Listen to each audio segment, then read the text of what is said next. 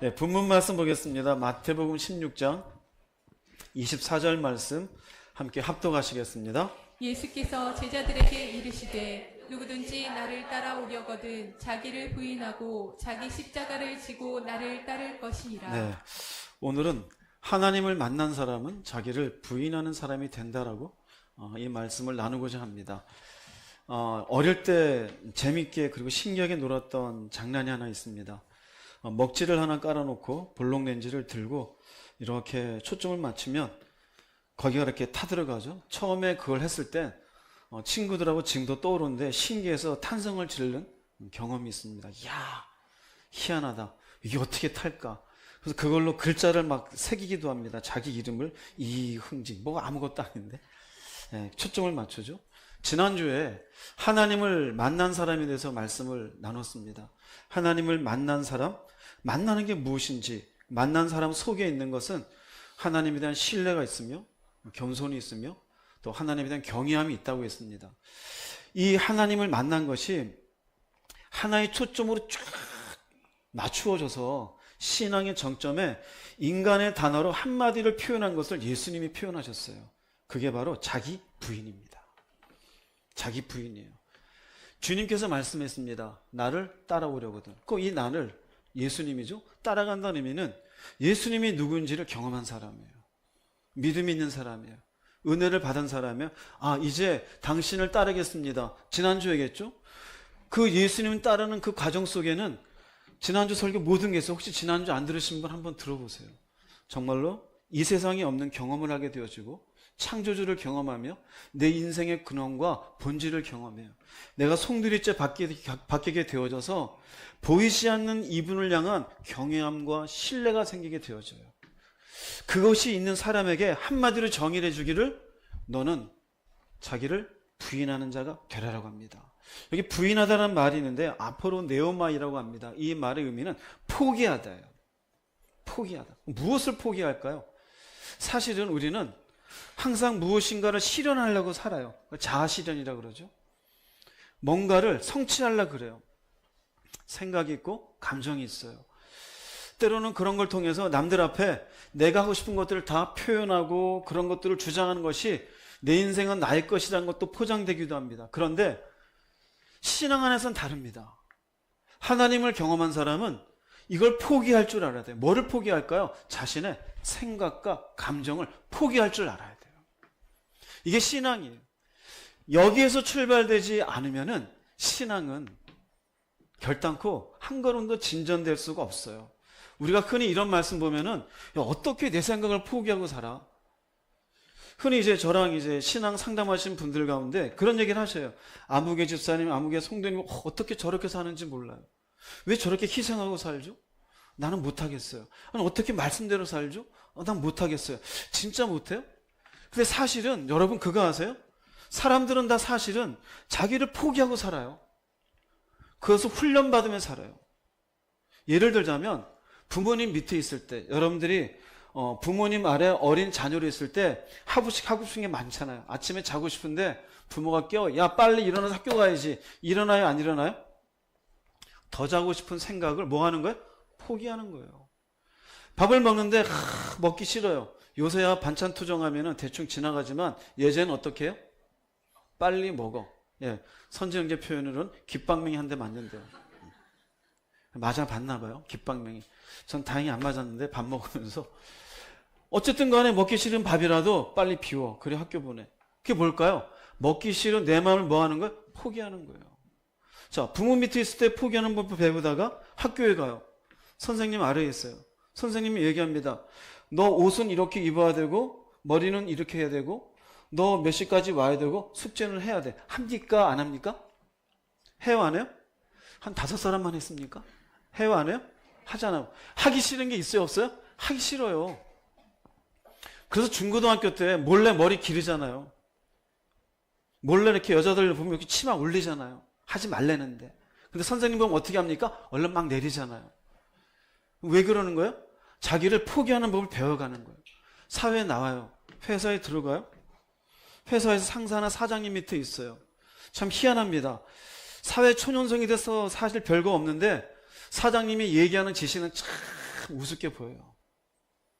상사가 지시하는 건 전부 다 안 맞는 것 같아요. 그러나 사장님이 지시해서 마음 안 맞아도 따릅니까? 따르지 않습니까? 몇 사람 안 되는, 따릅니까? 안 따릅니까? 따라요. 신입사원한테 야, 너 저기 가서 저쪽 그 회사 가가지고 이것 좀 가서 좀 얘기 좀 하고 와. 지금 아닌 것 같아. 그래도 가요? 안 가요? 그래도 가요. 뭘 포기하는 거예요? 자신의 생각과 감정을 내려놔요.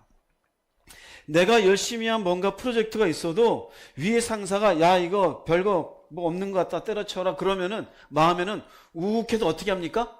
예 하고 뒤로 가서 욕할지언정 어떻게 해요? 자신의 생각과 감정을 포기해요. 왜 그럴까요? 부모님, 선생님, 회사 상사나 사장님 공통된 게 뭘까요? 권위자들이에요. 권위자들이에요. 즉 윗사람의 권위에 무엇을 포기해요? 내 생각과 감정을 포기해요. 사장님이 지시하는데 나 못하겠는데 그 사람 뭐 해야 될까요? 나가서 딴 회사 가야 돼요. 부모님한테 나 못 먹겠는데 어떻게 될까요? 예, 선진영제 표현대로 귓방명이 한 대 맞게 돼요. 선생님 말 안 듣으면 어떻게 될까요? 예전에는 예, 엉덩이 불이 났어요. 요즘은 선생님이 그래 무슨 일이 있겠지 그러지만 권위자들이에요. 권위자들. 근데 희한합니다. 유독히 하나님 말씀 앞에 나를 포기하지 못하겠대요. 내 생각과 감정을 못 내려놓겠대요.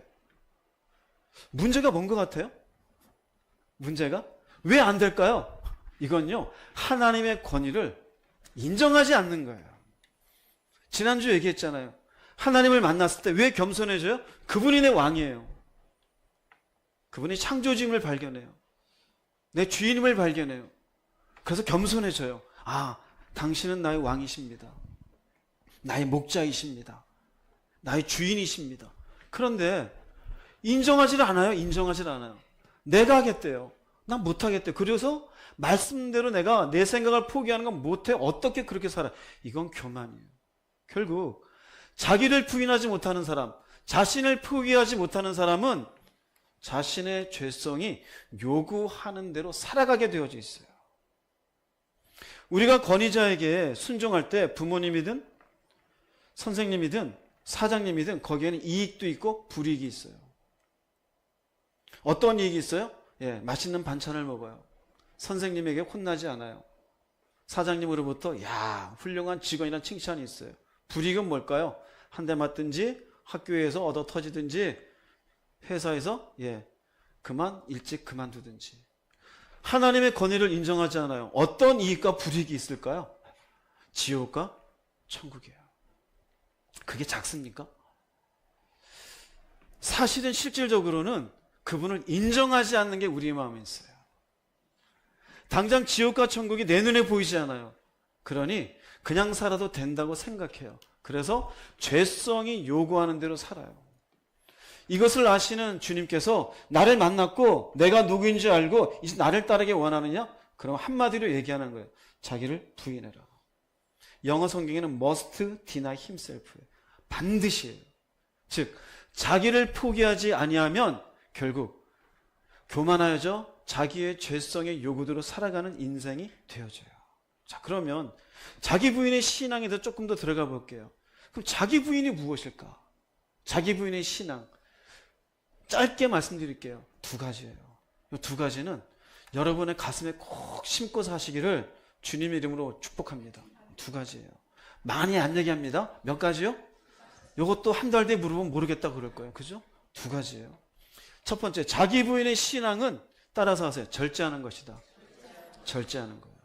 절제한다는 의미는요, 하면 안 되는 생각과 행동을 멈추는 것이에요. 아, 이건 안 돼. 하면 안 되는 게 뭘까요? 하나님이 기뻐하지 않는 것. 아, 하나님이 원하지 않는 것. 말씀에서 벗어나는 것. 그분께 영광이 되지 않는 행동들. 아, 난 이제 이런 행동 안 해. 아, 나 더 이상 이런 생각하지 말아야지. 멈춰야 돼요. 이것이 시작된 건 아담의 아들이었던 가인으로부터 시작돼요. 가인이 동생 아벨을 죽일 마음이 있었어요. 하나님이 내 제사는 안 받고 아벨의 제사는 받아요. 자기가 왜 잘못됐는지는 돌아보지 아니하고 아벨에 대해서 살인을 할 마음을 가져요. 하나님이 이런 말씀하셔요. 창세기 4장 7절 말씀 읽겠습니다. 내가 선을 행하면 어찌 낯을 들지 못하겠느냐. 선을 행하지 아니하면 죄가 문에 엎드려 있느니라. 죄가 너를 원하나 너는 죄를 다스릴지니라. 이게 뭘까요? 죄를 다스려라. 무슨 말이야? 절제해라요. 그 절제는 누가 하는 거야? 내가 하는 거예요. 신앙은 철저히 내가 결정하는 거예요. 은혜는 누가 주셔요? 하나님이 주셔요. 그래서 심판은 내가 받아요? 하나님이 받아요? 내가 받아요. 왜 내가 받아야 될까요? 내가 결정했으니까요. 지난주 얘기했잖아요. 하나님을 만난 거 하나님이 찾아와서 만나 주신 거예요. 은혜예요. 이 세상형 초월적인 경험을 했어요. 은혜예요. 인간의 근원을 발견했어요. 본질을 발견했어요. 은혜예요. 그걸 어떻게 우리가 스스로 발견해요? 그러면 그런 은혜를 통해서 이제 내가 뭘 해야 돼요? 아, 이건 내가 하면 안 되는구나. 우리의 죄성은 어때요? 끊임없이 내 속에서 미움과 시기와 욕심과 하나님의 말씀을 넘어서는 죄의 일들을 우리 속에 생각하며 행동으로 옮기잖아요. 자기 부인은 이것을 멈추는 것이에요. 멈추는 것이에요. 신약에 있는 말씀을 볼게요. 에베소서 4장 31절 말씀 읽어보겠습니다. 너희는 모든 악독과 진노와 분노와 소리 지르는 것과 비방하는 것을 모든 악의와 함께 버리고 베드로전서 2장 1절도 읽겠습니다. 여러분은 모든 악과 거짓을 버리십시오. 위선자가 되지 말고 시기하며 험담하는 자가 되지 마십시오. 여러분의 삶 가운데서 이 모든 것을 없애십시오. 네, 너희는, 여러분은, 이 사람은 하나님을 만난 사람일까 아닐까요? 만난 사람이에요.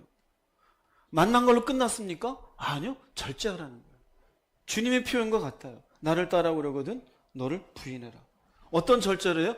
만나기 전에는 악독이 뭐냐면 쓴소리예요.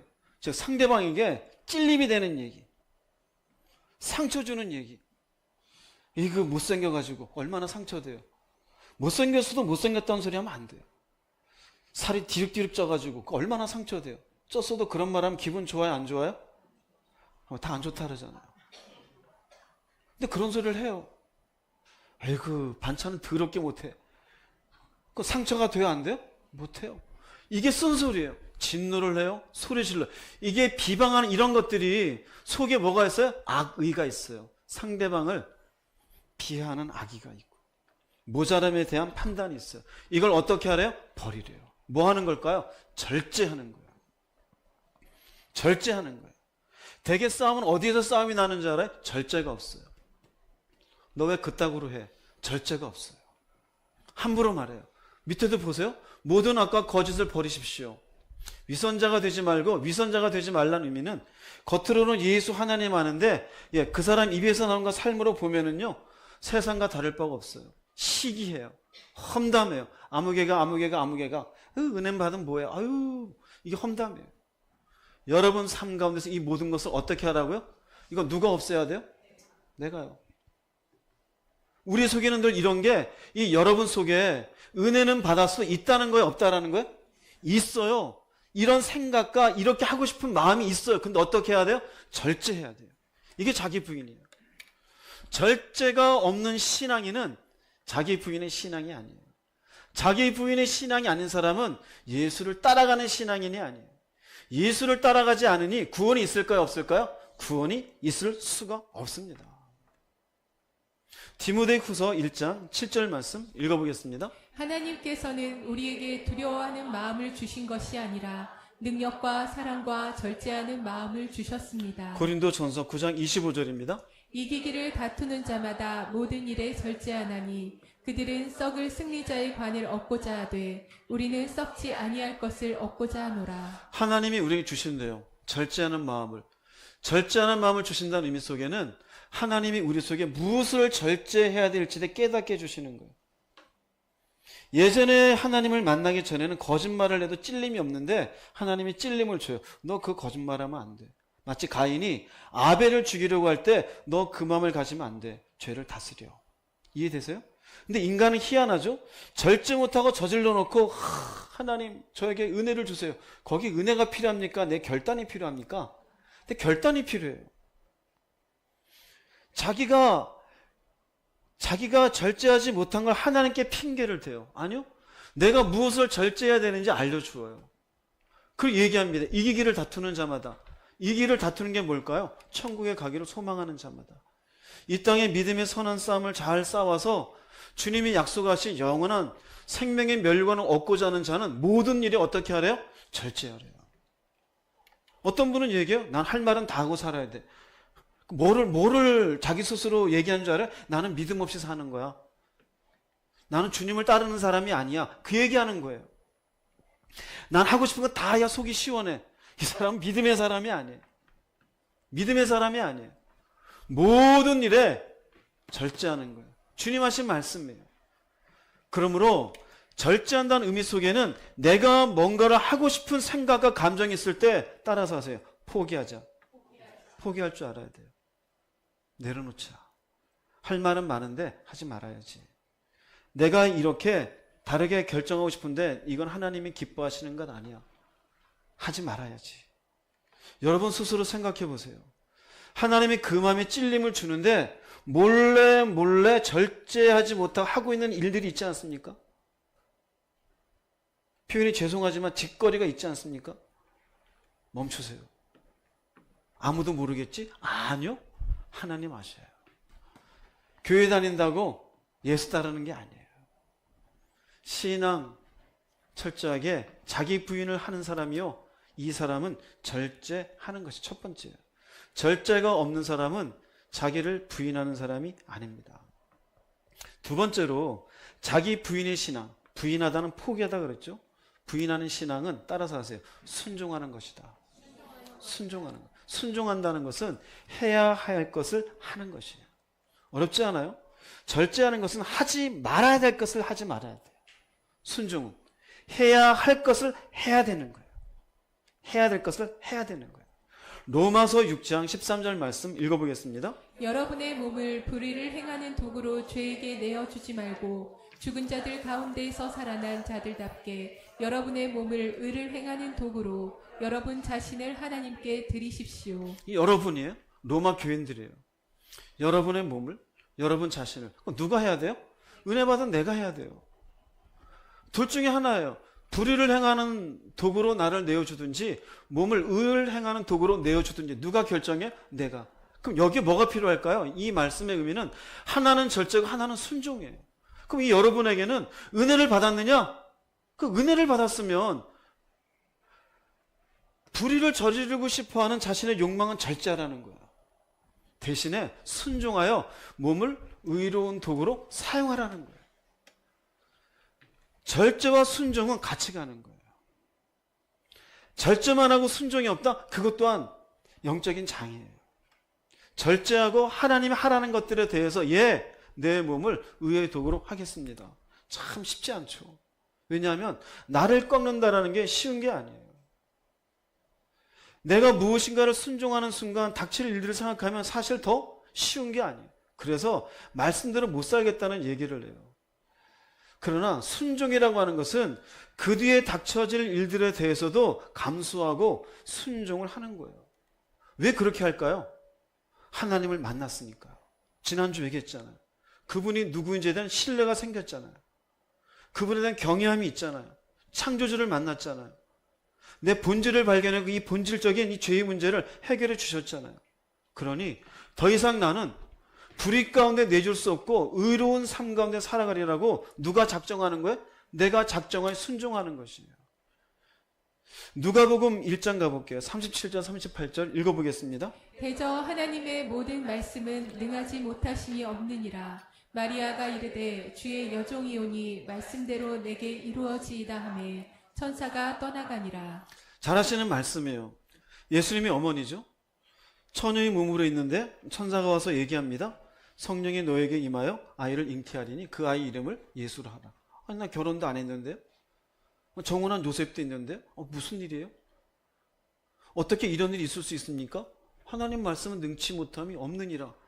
마리아가 뭐라 그래요? 예? 그래요? 나 못하겠는데 이게 아니라요. 주의 여종이오니 말씀대로 내게 이루어지이다.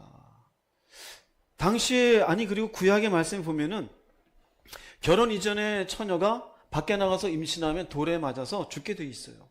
그럼 이 의미 속에는 정혼도 돼 있는데 아이를 가져서 배가 불러오면은 돌에 맞아서 어떻게 될 수 있어요? 죽을 수도 있어요. 근데 여러분 마리아 입장에 생각해 보세요. 살고 싶다는 생각이 있어요, 없어요? 당장 이걸 받아들이면 나는 어떻게 될 것 같아요? 죽을 것 같아요. 근데 순종이 뭔지 아세요? 살고자 하는 자신의 생각과 감정을 포기하지 않으면 안 돼요.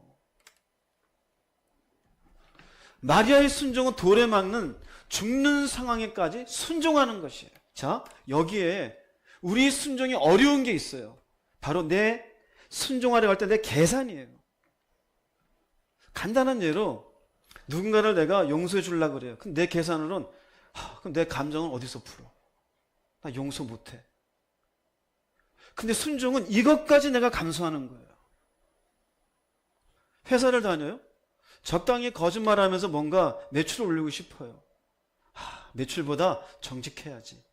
근데 정직함으로 인해 가지고 거짓말하는 것과 매출 차이가 있는 계산이 생겨요, 안 생겨요? 생길 수 있어요. 어떻게 하는 걸까요, 순종은? 내가 매출을 더 올려야겠다라는 자기의 생각과 감정을 어떻게 해야 될까요? 포기해야 순종이 되는 거예요. 이해돼서 무슨 말인지? 우리는 왜 순종이 안 되는지 알아요? 내 계산이 먼저 앞서서 그래요. 내 감정이 앞서고 내 계획이 앞서고. 그러니 이렇게는 못 살아. 이렇게는 할 수가 없어. 어떻게 사람이 이렇게 살아? 왜 그래요? 계산이 있어요. 난 편하게 살고 싶은데, 난 내 감정을 풀면서 살고 싶은데. 근데 이것이 가능한 이유는 뭘까요? 하나님을 안 만난 사람은 불가능해요. 하나님을 만난 사람이니까 자기를 부인하는 자리까지 가는 거예요. 그 부인한다는 의미는 포기한다고 얘기했습니다. 포기하면서 무엇을 받아들여요? 상황을 받아들이는 거예요. 나도 생각이 있고 할 말이 있지만 하나님, 당신께 내어드립니다. 이것이 내 속에 하나님을 만난 신뢰가 있고 그분에 대한 경외함이 있음으로 말미암아 가능한 것이에요. 예수를 만나지 못하고 하나님을 만나지 못한 사람에게 상황까지 받아들이고 순종하라면 누가 여기에서 말씀대로 내게 이루어지다라고 얘기를 하겠어요? 불가능한 얘기예요. 이 말씀도 마찬가지예요. 주께서 누구든지 나를 따라오려면 자기를 부인하는 얘기는 나를 따라오겠다라면 은혜를 받은 사람에게 요구하는 거지 따라올 마음이 없는 사람에게 요구하는 게 아니에요. 즉, 이 시대로 얘기하면 나도 좀 믿음 가운데 살고 싶습니다라는 사람에게 요구되는 얘기예요. 그러면 네가 가지고 있는 상황에 대한 계산은 내려놓고 포기하고 거기에 손해가 있을지라도 창피함이 있을지라도 너는 순종하는 자가 되라라는 거예요. 할렐루야. 그래야 순종이 되어져. 이 사람이 자기를 부인하는 사람이에요. 이것을 명확하게 잘 보여주신 분은 바로 예수님이셔요.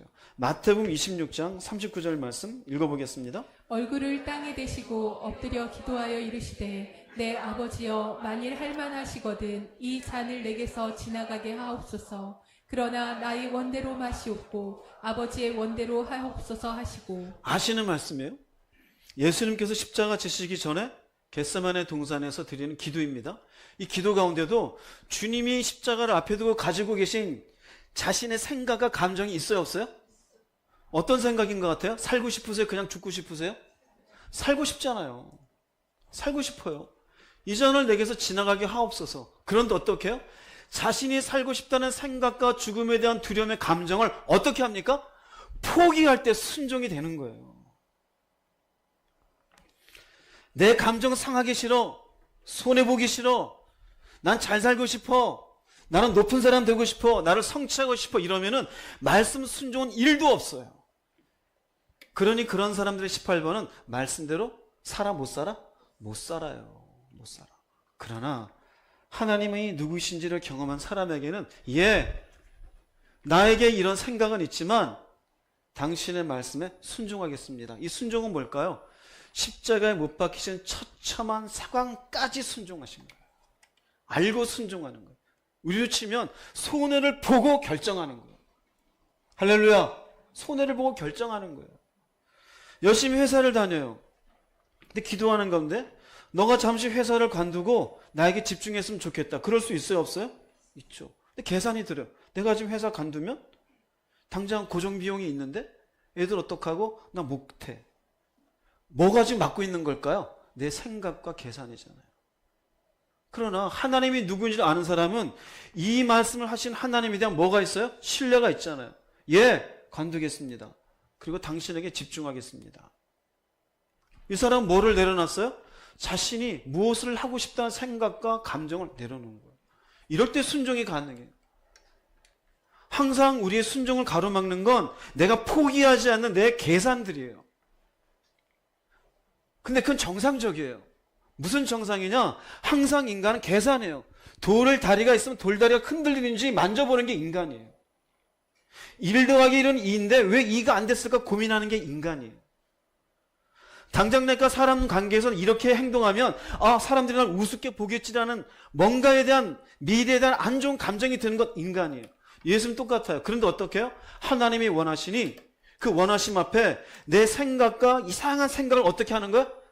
내려놓는 거야. 그게 포기하는 거예요. 그것이 자기를 부인하는 겁니다. 할렐루야. 왜 내가 올바른 믿음의 길을 가지 못하느냐? 포기하지 못해서 그래요. 먹는 거, 입는 거, 마시는 거, 내가 자존심 있게 사는 것, 이 땅에서 뭔가 편하게 사는 것. 주님의 권위는 내 앞에 없어요. 그게 교만하다 그랬죠. 그러니 믿음으로 못 사는 거예요. 한 군데 더 볼게요. 고린도후서 11장 23절 27절입니다. 읽어보겠습니다. 내가 수고를 넘치도록 하고 옥에 갇히기도 더 많이 하고 매도 수없이 맞고 여러 번 죽을 뻔하였으니 유대인들에게 40에서 하나 감한 매를 5번 맞았으며 3번 태장으로 맞고 1번 돌로 맞고 3번 파선하고 일주야를 깊은 바다에서 지냈으며 여러 번 여행하면서 강의 위험과 강도의 위험과 동족의 위험과 이방인의 위험과 시내의 위험과 광야의 위험과 바다의 위험과 거짓 형제 중에 위험을 당하고 또 수고하며 애쓰고 여러 번 자지 못하고 줄이며 목마르고 여러 번 굶고 춥고 헐벗었노라. 여러분에게 물어보겠습니다. 바울이 편하게 인생을 살 수 있었습니까? 없었습니까? 바울이 나름대로 세상적으로 능력이 있는 사람입니까? 없는 사람입니까? 능력이 있는 사람이에요. 그런데 주님께 순종하면서 우리가 주님께 순종하면 만사형통하고 부자 될 거라고 생각할 수 있잖아요. 주님께 순종하고 얻은 것은요, 이렇게 많은 인생의 고난이었어요. 이걸 몰랐을까요? 바울이 몰랐을까요? 그는 유대인이에요. 그는 유대인으로서 예수 믿는 사람을 처단하기 위해서 이를 갈던 사람이었어요. 자기 같은 사람이 많다라는 걸 모를까요? 알아요. 사도행전 보면요, 바울을 죽이기 위해서 금식까지 하면서 숨어서 매복하고 있는 사람들도 있었어요. 저 자식을 꼭 죽이기 전에는 우리는 먹지 않으리라. 이런 사람들이 있었어요. 바울은 충분히 이해해요. 그 자신도 그랬으니까요. 그런데 이렇게까지 하면서 얘기한 이유가 뭘까요? 출세길이 보장되었던 자신을 포기하고 순종을 얻은 결과예요. 이걸 놓고 억울하다고 얘기해요? 아니에요. 자기를 부인하면서 나는 이렇게 살았으니 고린도 교인들이요, 예수를 믿고 이렇게 나를 부인하며 사는 인생의 길이 어려움이 있을 수 있음을 얘기해 주는 거예요. 바울이 이방인을 향한 복음 전파의 순종은 헐벗고 매맞는 상황까지 뭐 한 거예요? 순종한 것이에요. 우리 흔히 예수를 믿으면 다 잘 되게 해주세요. 다 잘 될 수도 있겠죠. 그러나 순종은요, 안 될 수도 있어요. 신앙은 철저하게 자기를 포기하는 거예요. 내가 하고 싶은 생각도 있고 감정이 있지만 그 감정을 하나님 앞에 내려놓을 줄 알아야 돼요. 할 말이 있을 때, 뭔가 내가 터뜨리고 싶을 때, 또한 말씀 앞에 내가 해야 될 것이 있으면 순종해야 돼요. 2가지예요. 잊지 마세요. 자기 부인의 신앙은 철저하게 절제하는 것과 뭐 하는 거예요? 순종하는 거예요. 순종하는 거예요. 언제든지 절제 앞에, 순종 앞에 갈등할 거예요, 여러분들이. 그때 생각하세요. 내가 만난 하나님이 내게 무엇을 요구하시는가? 하고 싶죠. 그때 생각하세요. 내가 잘못된 결정 하나로 믿음의 길로 갈 수 있고 불신앙의 길로도 갈 수 있다. 아무것도 아닌 이걸로 내가 시간 보내다가 하나님이 바라보시는 이 시간이 사실은 죄의 시간이 될 수 있다. 멈추자. 이렇게 말하는 것이 하나님 앞에 내 결단코 영광이 되지 않는다면 멈추자. 절제가 있어야 돼요. 순종이 있어야 돼요. 자, 그러면 우리가 그 다음에 나오는 성경에 나오는 얘기들이 뭐가 있냐면요, 행한다는 얘기가 있어요. 그래서 내가 믿음으로 하나님을 만나게 돼서 믿음을 가지고 그 믿음으로 살게 되어지면 나를 포기하며 절제하고 순종하는 삶이기 때문에 그 사람의 삶 속에 무엇이 있을까요? 행하는 삶이 이어지게 되어져요. 그래서 자기 부인의 신앙은, 믿음이라는 것은 입으로 믿습니다라는 추상적인 언어가 아니에요. 믿음은 삶 속에 움직여지고 적용되는 행하는 것이에요. 사도행전 볼게요. 1장 1절에서 2절 말씀 읽어보겠습니다. 데오빌로여, 내가 먼저 쓴 글에는 물은 예수께서 행하시며 가르치시기를 시작하신부터 그가 택하신 사도들에게 성령으로 명하시고 승천하신 날까지의 일을 기록하였노라. 먼저 쓴 글이라는 것은 누가복음을 얘기해요. 누가복음 1장 3절에 보면은 수신자가 명확하게 나와요. 데오빌로 가카요. 데오빌로에게 쓰는 글이었고, 누가복음을 쓴 뒤에 다시 한번 사도행전을 써요. 데오빌로요. 즉 데오빌로는 누가복음을 읽었어요, 안 읽었어요? 읽었어요. 누가복음을 읽었던 데오빌로에게 내가 먼저 쓴 글에는 이라가면서 기록하였노라, 정리해 준 거예요. 한 구절로. 무엇을 정리한 걸까요?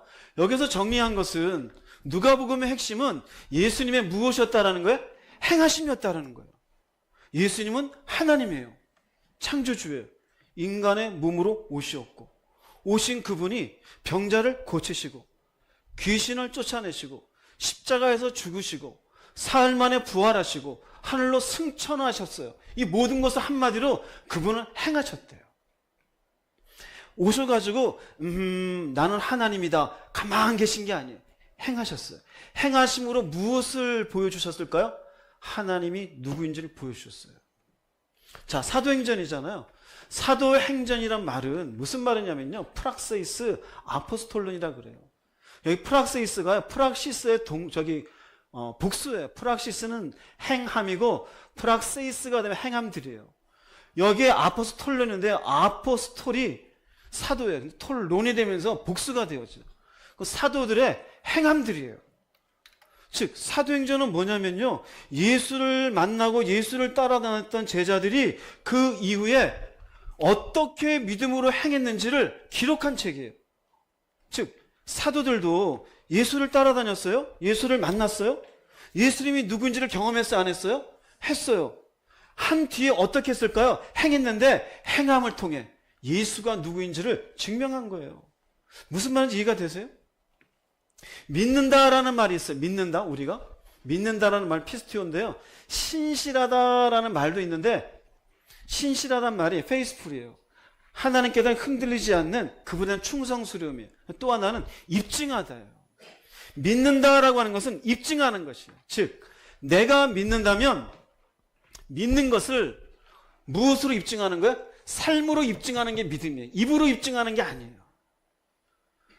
보세요, 예수님 쭉 얘기했잖아요. 예수님은 하나님의 아들이에요. 근데 무엇으로 입증했어요? 그분의 삶으로 입증했어요.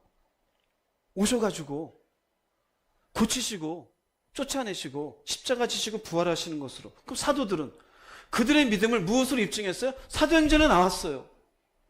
자신의 하던 일들을 내려놓고 세상 이곳저곳을 다니면서 복음을 전하는 모습, 그 가운데 일어난 일들을 통해. 자, 이게 무엇을 의미할까요? 우리들도 하나님을 만났어요. 예수를 경험했어요. 무엇으로 우리의 믿음을 입증해야 될까요? 삶으로 해요. 할렐루야. 삶으로 해요. 그럼 그 삶으로 입증한다 할 때 무엇으로 입증할 수 있어요? 무엇으로? 따라서 하세요. 절제와 순종. 이게 자기 부인이에요. 자기 부인이 없으면 절대로 입증할 수 없어요. 그래서 흔히 우리가 어이구 저것도 무슨 권사라고, 왠지 알아요?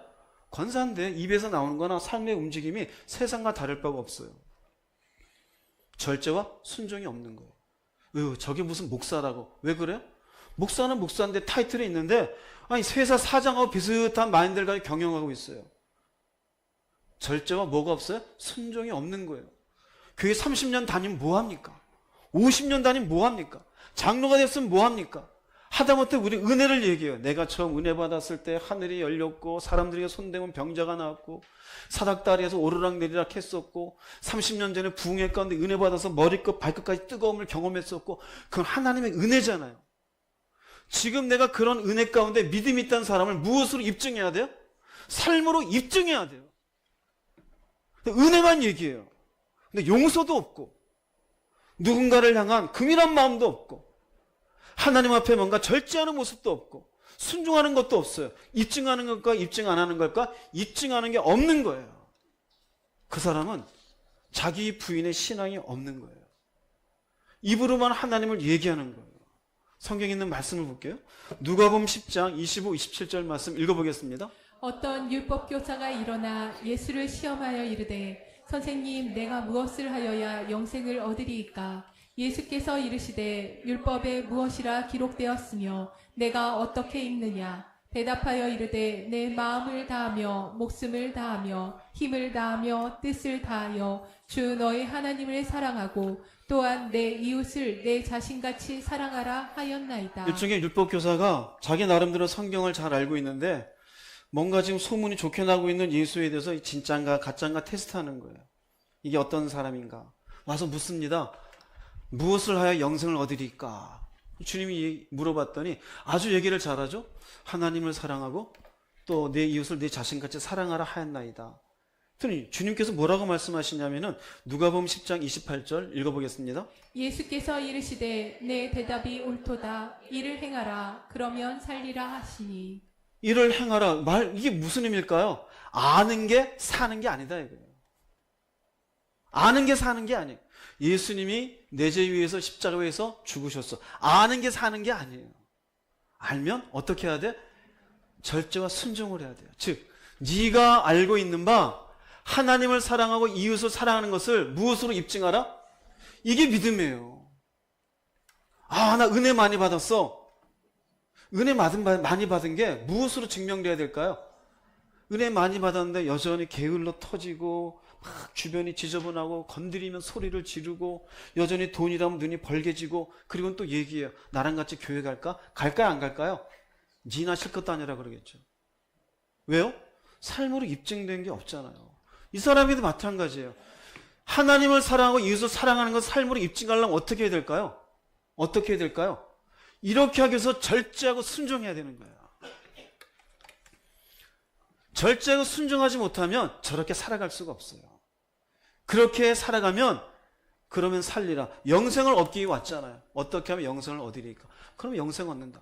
따라서 하세요. 교회 다닌다고 구원이 아니다. 예수 믿는다고 다가 아니다. 기억하세요. 다가 아니에요. 저 사람은 율법사는 성경을 두 가지로 딱 이해할 만큼 성경을 구약 성경 얼마나 자세히 보고 연구했을까요? 우리가 구약 성경 본다고 저렇게 신약에 있는 주님의 정리를 보지 않았으면 우리가 이해할 수 있을까? 그렇게 정의 내리기 쉽지 않아요. 그런데 뭐라 그래요? 행해라. 그러면 근데 행하지 않으면 그렇지 않으면 어떻게 될 거라? 넌 살지 못한다는 얘기. 그랬더니 이 얘기를 듣고 율법사가 그대로 겸손하게 예 알겠습니다 하지 않고 한마디도 물어봅니다. 누가복음 10장 29, 30절 읽어보겠습니다. 그 사람이 자기를 옳게 보이려고 예수께 여짜오되 그러면 내 이웃이 누구니까? 예수께서 대답하여 이르시되 어떤 사람이 예루살렘에서 여리고로 내려가다가 강도를 만남에 강도들이 그 옷을 벗기고 때려 거의 죽은 것을 버리고 갔더라. 그 사람이 자기를 옳게 보이려고 여전히 나 괜찮지 않냐? 율법사이고 성경을 알고 있고 이 정도로 정리했고 뭐 이웃을 사랑 하나님 사랑하려지만 나도 열심히 제사 드리고 절기 지키고 있으니 괜찮겠지. 조금 걸리는 게 있다면 이웃에 대한 얘기죠. 이웃이 누구입니까? 이것도 살짝 떠보는 거예요. 예수님이 그 내면을 알고 물어봐요. 얘기하시는 거예요. 우리가 아는 얘기예요. 강도를 만난 얘기를 해요. 그 옷을 벗기고 때려서 거의 죽은 것을 버리고 갔더라. 자, 그 다음 얘기가 전개됩니다. 누가복음 10장 31, 32절 읽어보겠습니다. 마침 한 제사장이 그 길로 내려가다가 그를 보고 피하여 지나가고 또 이와 같이 한 레위인도 그곳에 이르러 그를 보고 피하여 지나가되. 제사장과 레위인을 언급한 것은 말씀을 아는 사람이 모르는 사람이 아는 사람이에요. 아는 사람이에요. 근데 어떻게 합니까? 피하여 지나가요. 근데 그 다음에 나오는 건 사마리아 사람이 나와요. 사마리아 사람은 바로 이 제사장들, 레위인들, 유대인들이 싫어하는 사람들이에요. 근데 사마리아 사람이 지나가다가 죽어가는 사람을 보고 불쌍히 여깁니다. 이 사람은 그냥 지나가질 않아요. 누가복음 10장 34절 35절 읽어보겠습니다. 가까이 가서 기름과 포도주를 그 상처에 붓고 싸매고 자기 짐승에 태워 주막으로 데리고 가서 돌보아 주니라. 그 이튿날 그가 주막 주인에게 데나리온 둘을 내어 주며 이르되 이 사람을 돌보아 주라. 비용이 더 들면 내가 돌아올 때에 갚으리라 하였으니. 네, 이 사람 손해를 보고 있습니까? 이익을 보고 있습니까? 내가 하나님 앞에 절제하고 순종하는 건 손해를 봐요. 욕 한마디 하는 게 시원할까요? 참는 게 시원할까요? 몇 사람 안 되네요. 여러분 주머니에 1,000만 원이 더 넉넉합니까? 10만 원이 더 넉넉합니까? 내가 근데 주의 말씀 앞에 나를 절제하며 순종하는 것은요, 그런 것들을 손해보는 거예요. 자, 이 사람이 이렇게 했어요.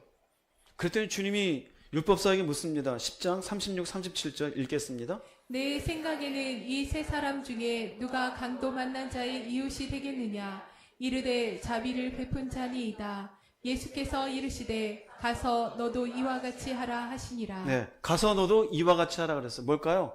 이웃을 사랑하는 건 삶으로 이렇게 입증하라 이거예요. 옆에 누가 있어요? 없어요? 없어요. 없는데도 불구하고 삶 속에 적용하는 거예요. 세 사람 있었습니다. 세 사람. 하나는 제사장 레위인이에요. 볼게요. 왜 그냥 지나갔을까요? 자기의 생각과 감정을 포기하지 않았어요. 나 바빠. 아유, 굳이 여기다 내 돈 쓸 게 뭐 있어. 저 사람 뭔가 잘못했겠지. 싹 지나가요. 그런데 하나님 보고 계셨어요. 사마리아 사람. 자신도 나름 계획이 있어요. 오늘 뭘 해야 되는지. 감정도 있어요. 근데 어떻게 합니까? 그래도 이 사람이 더 중요하지. 돌봐주었어요. 뭘까요? 제사장과 레위인은요, 절제가 없었고 순종이 없었어요. 말씀은 알아요. 알면 뭐합니까? 없었어요. 사마리아 사람은요, 아는 그대로 그 말씀을 적용했어요. 이게 뭔지 아세요? 결국 자신을 부인하여, 즉 절제하고 순종하여 삶으로 믿음을 입증하는 사람이 너도 되어라요. 이게 자기 부인의 신앙이에요. 항상 삶 속에 보면은요, 믿음이 좋은 사람이 손해봐요. 왠지 아세요? 하나님의 사랑이 있으니까요. 부모하고 자녀가 있어요. 부모가 이깁니까? 자녀가 이깁니까? 여러분들은 이깁니까? 자녀를? 다시 물어볼게요. 부모가 이깁니까? 자녀가 이깁니까? 왜 그럴까요? 사랑하니까요. 남녀가 있어요. 남녀가 있는데 여자가 좀 늦게 왔어요. 남자가 참 괜찮아. 뭐 30분 지났는데 뭐 그렇게 길지 않았어. 남자가 한 5분 늦었어요. 여자가 없어요. 어디 갔어? 가버렸어요. 자, 남자가 더 사랑하는 걸까요? 여자가 더 사랑하는 걸까요? 남자가 더 사랑하는 거예요. 사랑하면요, 손해를 감수해요. 지난주 얘기했죠? 하나님을 만난 사람.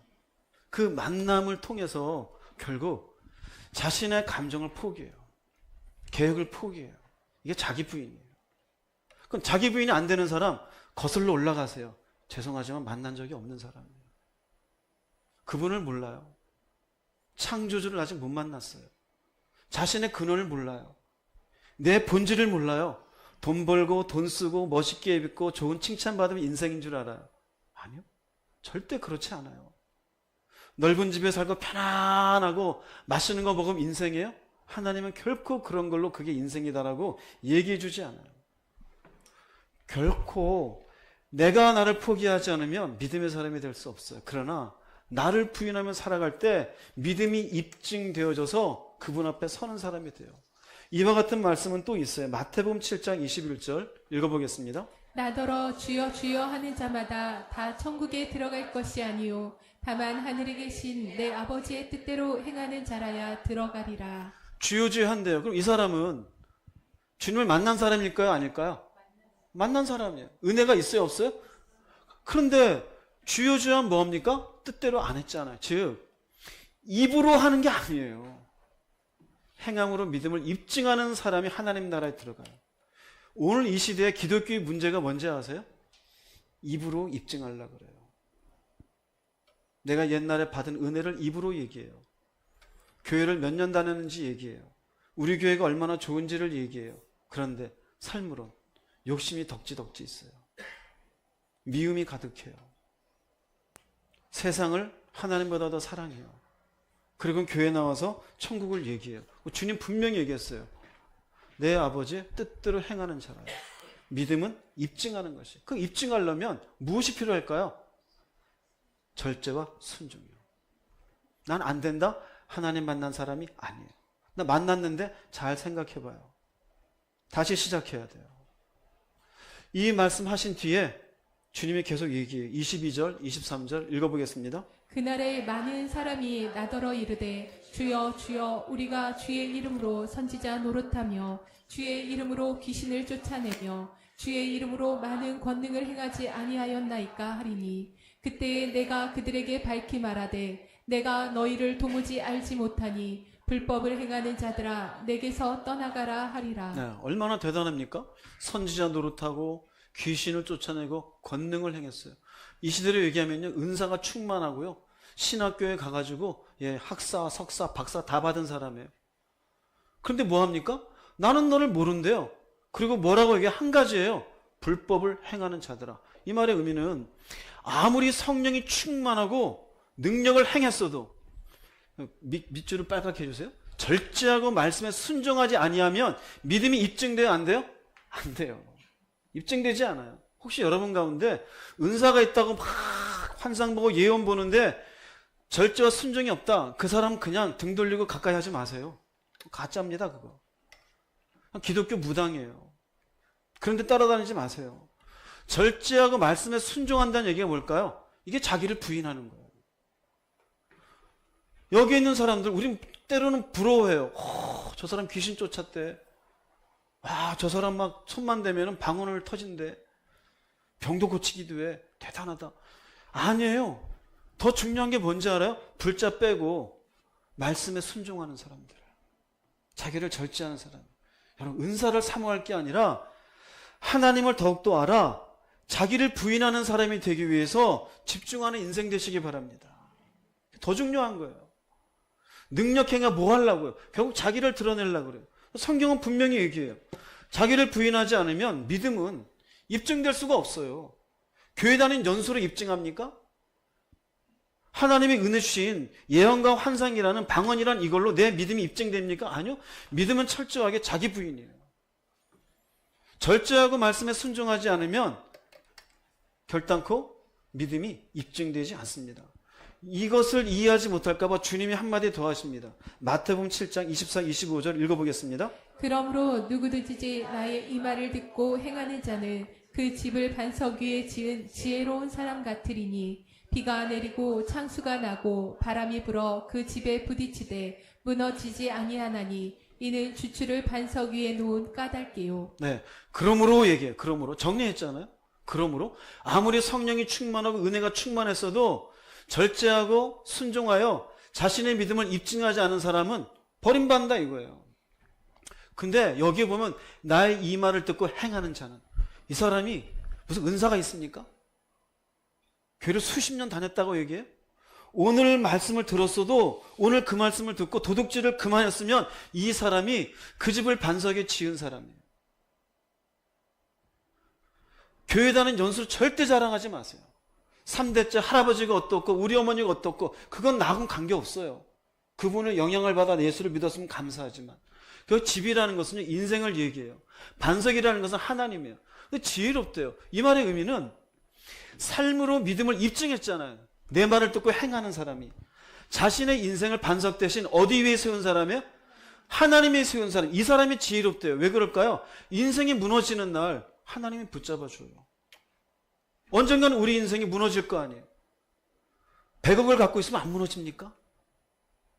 1000억을 갖고 있으면 안 무너지고 결국은 무너져요. 어느 순간 무너질 때 하나님이 붙잡아 주셔요. 그 주추를. 왜요? 반석에 놓은 까닭이요. 어떻게 해서요?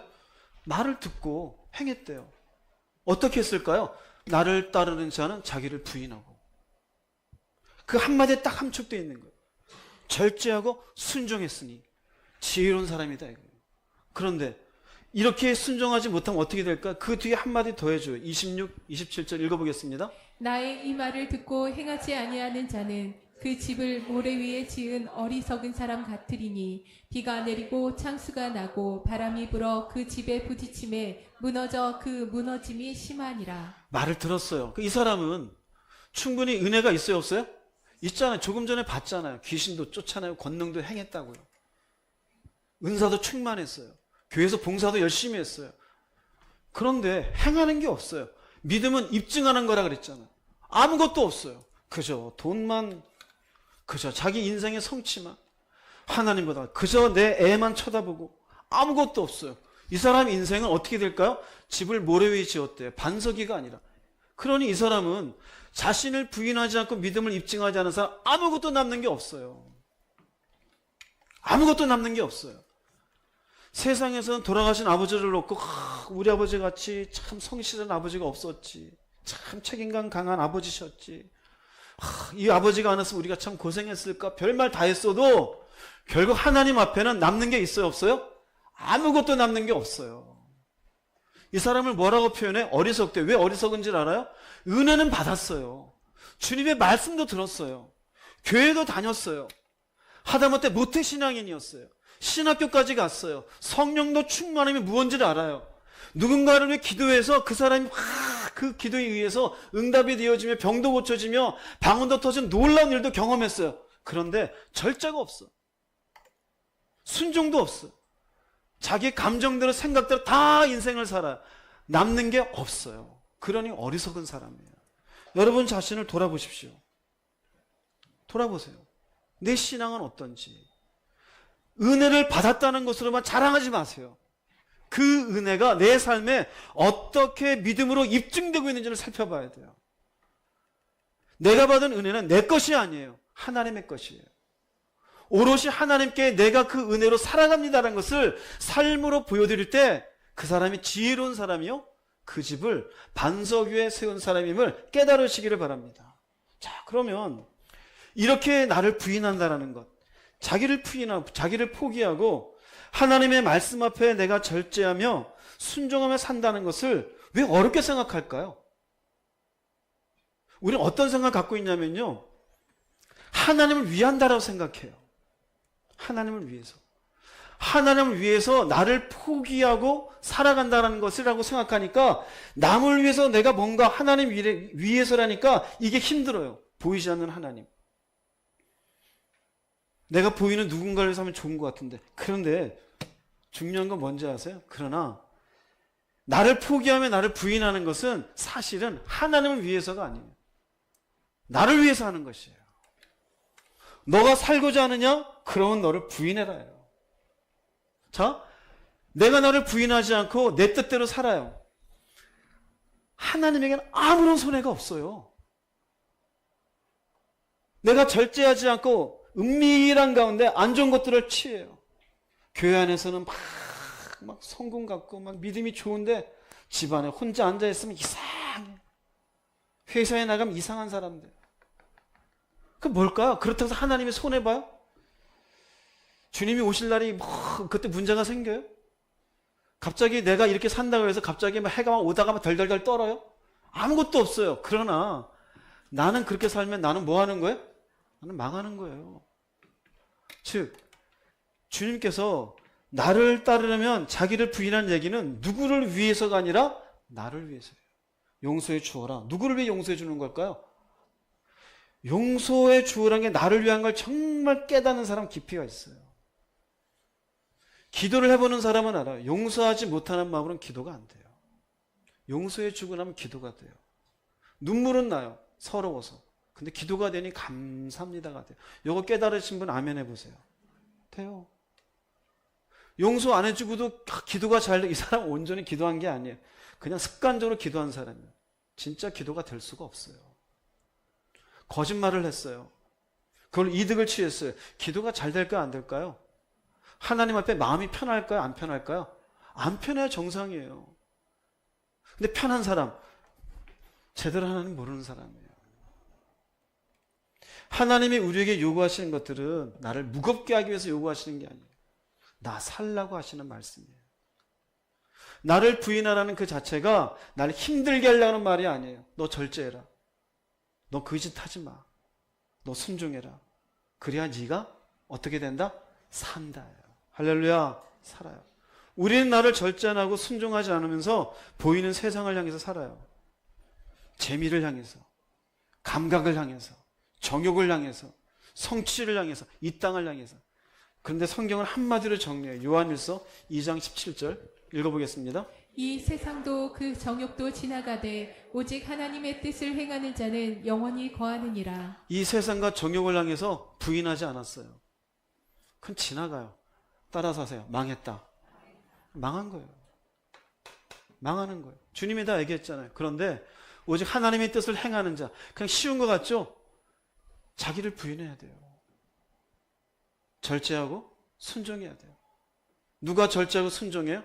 하나님을 만난 사람. 그분의 은혜를 경험한 사람. 자신의 인간이 누구인지를 아는 사람. 내 본질이 뭔지를 본 사람. 그분의 십자가의 은혜로 이 죄덩어리에서 어떻게 내가 건져졌는지를 뼈저리게 경험한 사람.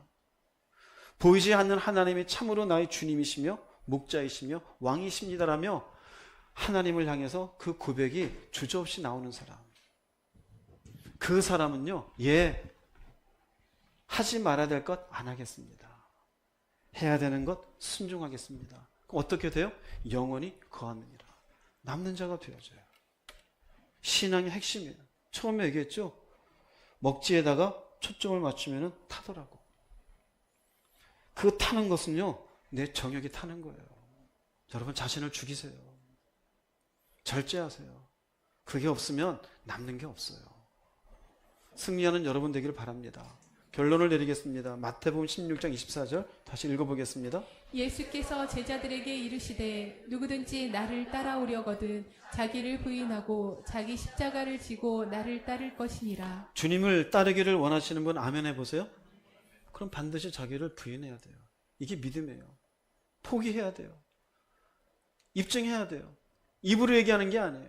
달란트, 은혜, 하나님께 받은 은사, 이걸 모두 가지고 하나님 앞에 당신이 누군지 알았으니 이제 내가 이 믿음이 어떤 믿음인지를 세상에 보여주겠습니다.